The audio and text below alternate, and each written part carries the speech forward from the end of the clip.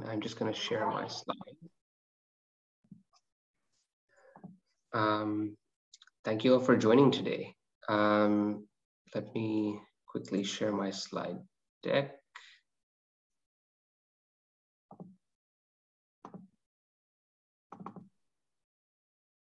Okay, so the beauty of Zoom is that, okay, good. So you can all see my screen? We can. Great. So thank you all for joining us today. My name is, I'm just going to reintroduce myself. My name is Nabeel. I work as a management consultant in the Technology Services Division in the City of Toronto. I'm along with Hamish today. Hamish, would you like to introduce yourself? Oh, I think you just went on, close your camera. Yeah, sorry. Hi, everybody. Good to see you all. Nabeel and I are on the same team. Yeah, and Hamish and I are working together on the digital infrastructure plan, which some of you already know about. We just like to share what we've been doing. This is really, a big piece of work for the city, and we'd like to get the input of the civic tech community. And the way that we're going to do this is I'm going to provide some background on the DIP. We'll talk about how it's been developed and go through some of the key principles. And that's what I'll ask Hamish to maybe speak to. And then I can speak about the implementation of the DIP and ask some questions. And I was speaking to someone, and I've been to Civic Tech Toronto before, and I know that this audience is is quite familiar with the city, and there's been a lot of work over the years, but at the same time, I recognize that some people might not be familiar. So someone suggested that maybe I should do, just some context setting on where this work sits in the city. So here I'm sharing first the city's org chart. And the city is, the Toronto Public Service is a large organization with over 44 divisions, agencies, boards, and corporations. And what I've circled here on the bottom right, you'll see technology services. That's where the connected community team sits, which is leading the digital infrastructure plan. And this is in close partnership with the city clerk's office, which you see on the top, and the office of the chief information security officer, which you see on the left, as well as the city manager's office. This hierarchy matters for a number of reasons, but I just want to name that this is where the technology service, where the DIP is being developed, but it actually touches upon pretty much every division at the city, as you'll see. And we've been working very closely with partners across different divisions. And I think one other thing that's important to understand here is that at the city, we have both hard services and soft services. Hard services such as infrastructure and development, and soft services such as community and social services. And then we also think about service delivery, line agencies, as well as internally facing. So technology services and corporate services in general has historically been internally facing, but for the purpose of the DIP, this is really signaling a shift towards being more public facing, which is also an important transition. And I want you to think about that as I go through this. And the other kind of thing that I'll mention very quickly is that how decision-making works at the city is that we all serve the public, and we do that by, as city staff, we report to council, and based on council direction, we carry out our action and our research. So we are at the bottom left here. The DIP is a public report that will go to City Council in January 2022. And it is based on City Council direction that we're doing this work, which of course is based on public pressure. So everyone's voices really matter here, which is important. But that, and there are not multiple avenues for people to participate. So this consultation that you see at the bottom left, you see city staff may hold consultations. In effect, today's presentation is a form of consultation. So just for some background, in June 2019, City Council directed, at the time, the Chief Information Officer to develop a citywide framework for digital infrastructure and data. This was later named the Digital Infrastructure Plan. And it's called the DIP partly because if you're familiar with Toronto's official plan, that's part of the inspiration behind it. Hamish and I are both planners by training.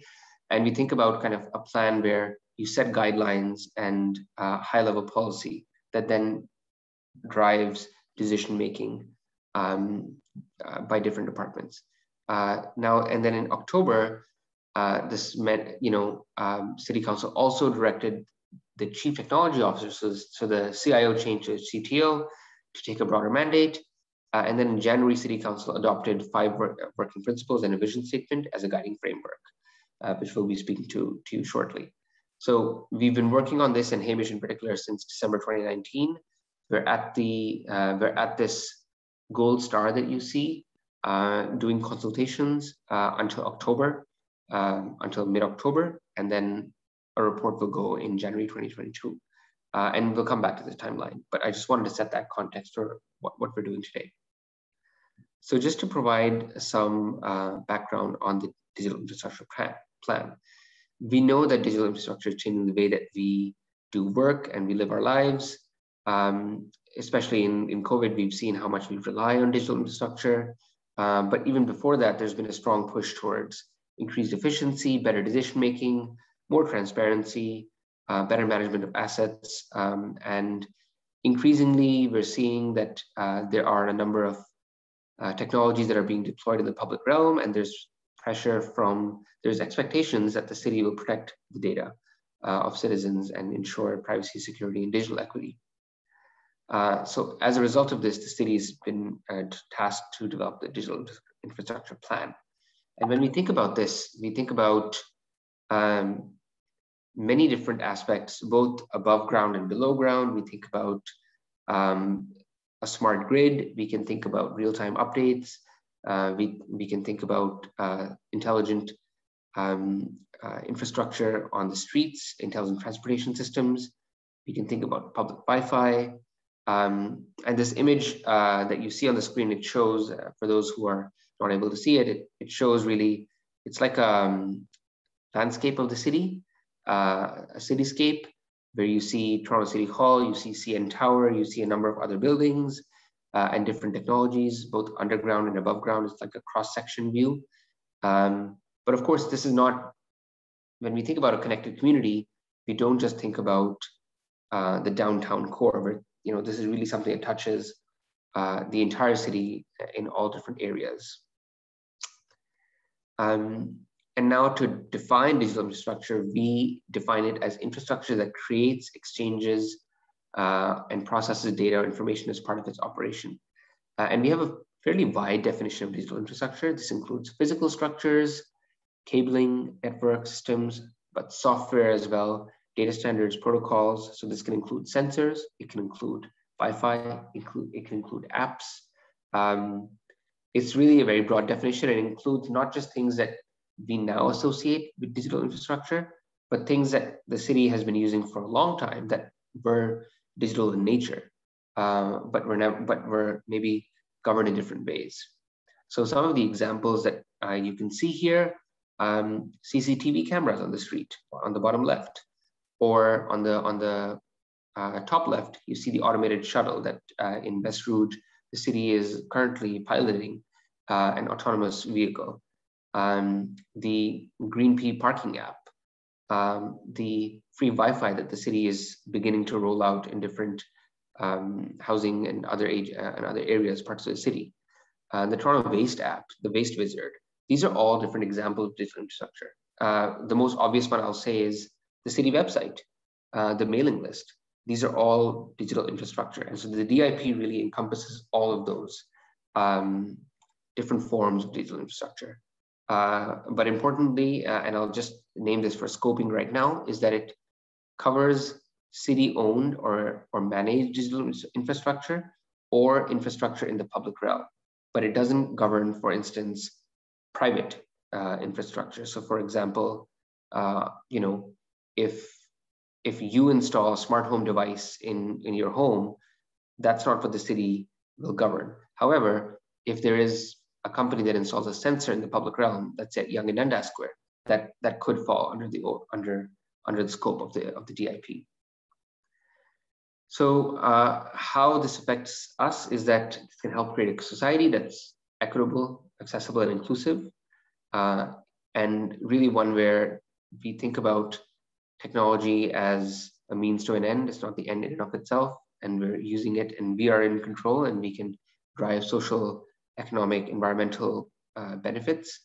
At the same time, we recognize that digital infrastructure can pose a number of risks, such as risks of cyber attacks, harmful impacts through the digital divide, discrimination through the use of facial recognition technologies, privacy and security concerns. So there was really a need for such a plan to exist, and it's really come through, I would say, pressure from Torontonians, especially in the context of the Quayside project that Sidewalk Labs in Waterfront Toronto were leading. So the DIP, what it does is that it identifies principles and a common vision for the use of data and technology at the city. It describes and defines the city's digital infrastructure. It produces a governance model, including the roles of key groups and individuals, and it provides regulations and policies for decision-making. And it really applies to 3 different audiences, and which I'll speak to later on as well, but I'm going to highlight them briefly right now. The DIP speaks to staff at the city who might be, for example, procuring a new technology or tool, or might be using a new technology or tool. It applies to residents who want to understand how their data is being used or how technology is being used by the city. And it applies to businesses and innovators that might be interested in understanding how they can share their products or set expectations for the regulation of a market. The DIP is based on 6 principles. 5 of these principles have been approved by council, as well as 6th, digital autonomy, which we're proposing. The principles are equity and inclusion, a well-run city, social, environmental, economic benefits, privacy and security, democracy and transparency, and digital autonomy. And I'll note here, before I pass on to Hamish, that these principles are not in a particular order. They're in an order right now because time is linear and I'm presenting to you. But that doesn't mean that one is more important than another. They're equally important to us. And the plan is, the way that the plan is organized, which you can access and you can download right now, you have a principle, and then you have a vision statement that defines that principle, then some descriptive text that really explains the principle and explains the spirit of the principle, a number of policy areas for each principle, and then policy statements that further describe each of the policy areas and describe what the city will do. So it's a fairly comprehensive plan that has over 100 policy statements, and we're really looking forward to your feedback. So with that, maybe I'll pass over to Hamish, and Hamish, if you can just walk us through the 6 principles. Sure, thanks, Nabeel. Sam or John, how are we for time? Are we on track? Keep going? I don't know how much detail to get into. Well, certainly are on track. Okay. We generally try to finish the presentation somewhere around 8 o'clock. Oh, okay, perfect. And then have an hour for work. So that would be, you have half an hour. Okay, lots of time. I don't think we'll need all that, so that's great. Thank you. And thanks to Nabeel for setting that context. So again, the first 5 principles that I'll walk you through are ones that have already been through a lot of consultation. They have been before City Council, who adopted them in a working format. Working essentially means that, yes, we agree in principle, but recognize that there's still room to refine and improve them. So equity and inclusion, the vision statement says that digital infrastructure will be used to create and sustain equity, inclusion, accessibility, and human rights in its operations and outcomes, and that it will be flexible, adaptable, and responsive to the needs of all Torontonians, including Indigenous, Black, equity-deserving groups, and those with accessibility needs. And so just thinking back to the previous slide that Nabeel went through in terms of the organization of the plan, it starts with the principle, and then you've got the vision statement, and then the policy areas below that. And the policy areas are themes that we have pulled out from the vision statement. So for equity inclusion, we've identified these 3 policy areas: equity and inclusion, human rights, accessible digital infrastructure, and responsive digital infrastructure. And for each of those policy areas, there are associated policy statements. And the policy statements are where the plan really kind of hits the road running in terms of implementation. So, so as mentioned, 15 for this particular principle. And we can get into these in more detail if there's time. Okay, next slide, please.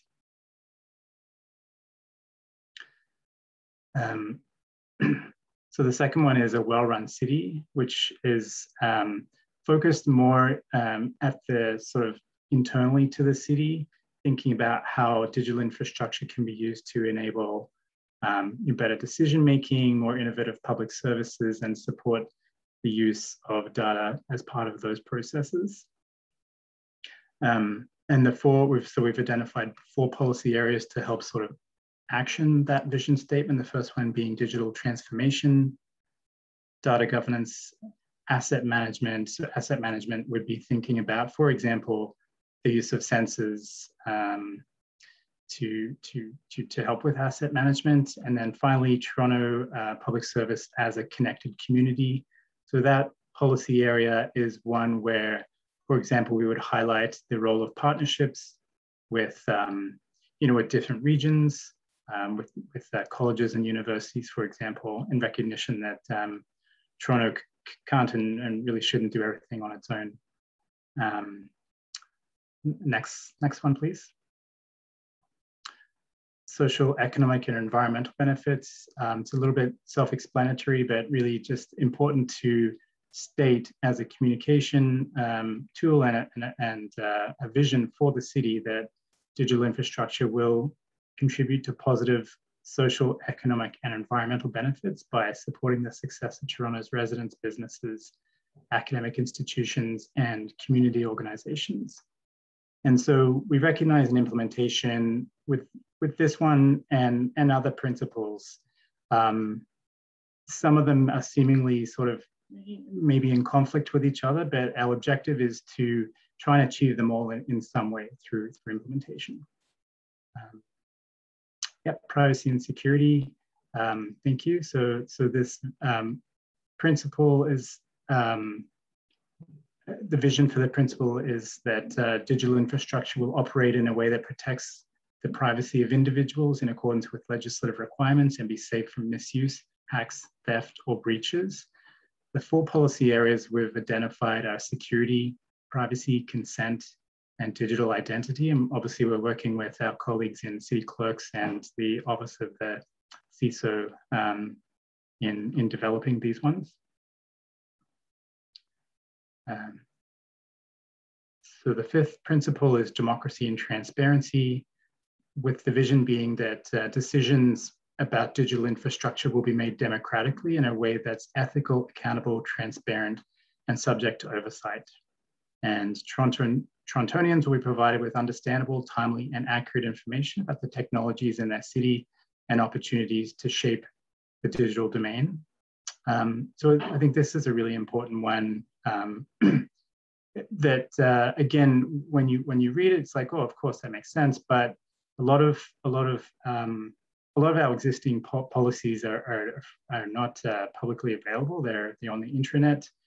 So that's an opportunity to sort of push them out into the public domain as a starting point, but also to make sure that future decision-making around digital infrastructure initiatives are also more democratic and transparent.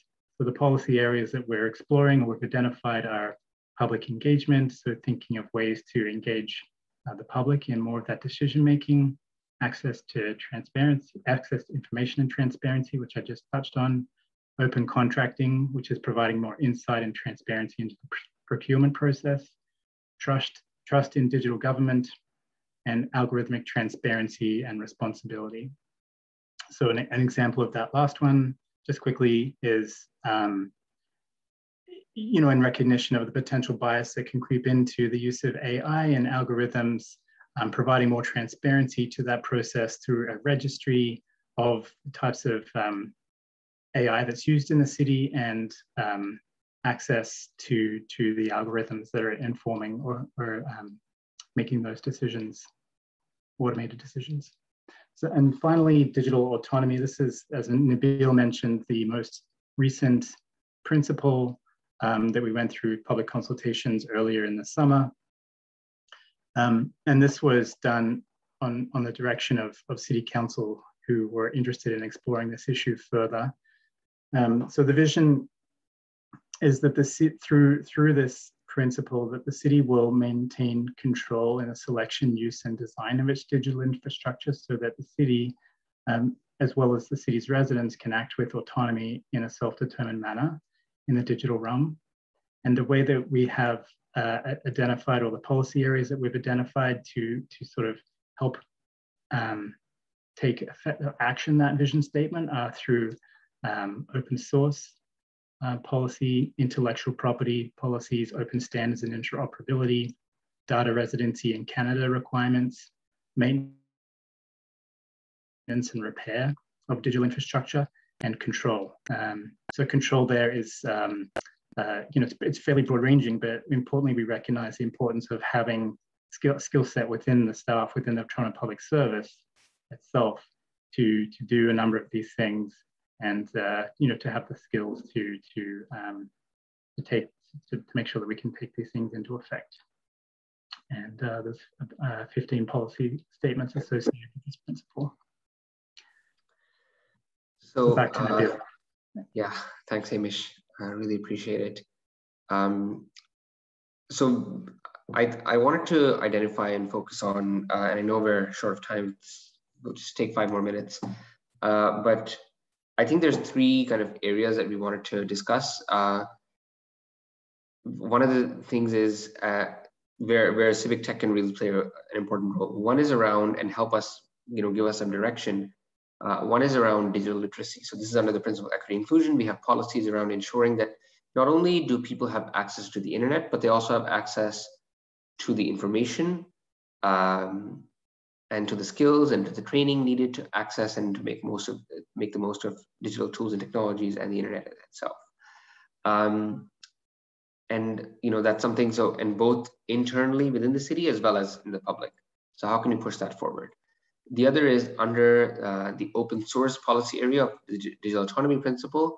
We've explicitly mentioned that we'd like to promote reuse of technology. We'd like to promote open source solutions, and we'd like to engage the local civic tech, Toronto's local civic tech community, to develop, test, and implement open source solutions.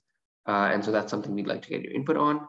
And then under democracy and transparency, we want to ensure that there is greater public engagement in the design and selection and implementation of digital infrastructure. And that's something that you can also give us some useful feedback on. And I can come back to these slides later, but I'll just skim through them very quickly. Here you can see the 5 policy statements that we have under the open source policy area: integrating open source software requirements, promoting reuse of technology solutions and sharing with other public administrations, ensuring the code that's developed by or for the city is under an open license and published. And I know that the city already has a GitHub, and that there is some code that is already published, but I'm not sure if that's all of the code. And then finally, you'll see engaging local civic tech community to develop pilot and testing open source solutions.